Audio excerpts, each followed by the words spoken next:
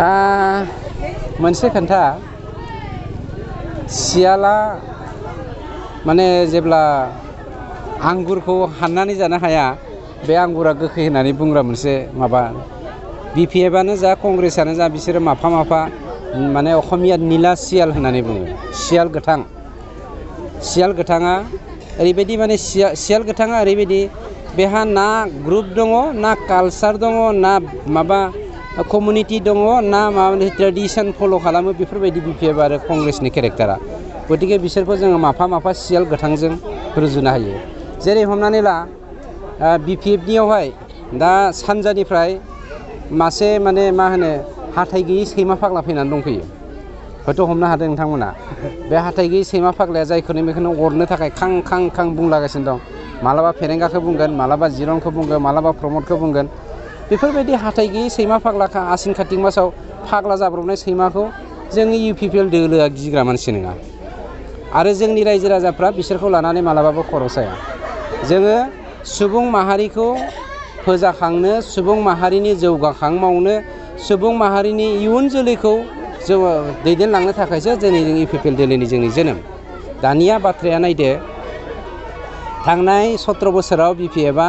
जाबायदि थगायबाय ओरैबायदि थगायदों ख्रिस्टियानफोरनि फैनाय मुसलमानफोरनि फैनाय थाखाखौ BPFआ जाजोबखादों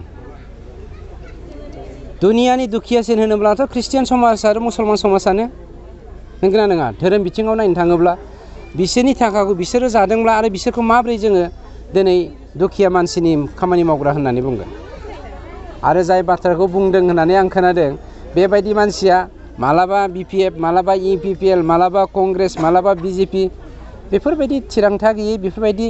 माने आथिं गैयै मानसिखौ जेरावनो मेरावनो थांनानै जायखौनो बेखौनो बुंलाबायबाथ' रायजो राजाफ्रा बेखौ गनायगोन बे नङाना सार जिहेतु जे बारग' एनडिएफबिफोरनि थालांनाय रिहेबिलिटेसन थालांनाय मुंफोर बिथांमोननि थाखाय माबा इनिसियेटिभ लादों नामा सार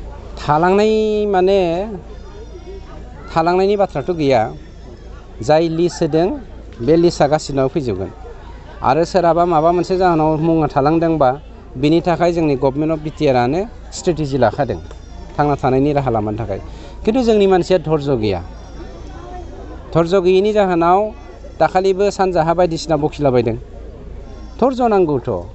बिफांखौ गायनाय लोगो लोगोनो फिथाइ मोनजागोन बे नङाथ' बिफांखौ गायोब्ला बेयाव नोङो हासारबो होनांगोन दैबो होग्रोनांगोन आरो खामानिखौथ' स्ट्रेटेजिकेलि मावगासिनो दङ बेवहाय थालाङैनि बाथ्रा फैनो हाया गासिबो मोनजोबगोन आरो जायफ्रा लिस्टआव गैयै सोसनजामाराखै गुबुन ग्रुपनिया एस ग्रुपनियाथ' गासिबो थांजोबदों सोसनजायाखैब्ला बेनि थाखाय आंहा बुंनांगौ माबा गैया इयुनावहाय बिनि थाखाय गभर्नमेन्ट अफ BTRआ स्ट्रेटेजि लागोन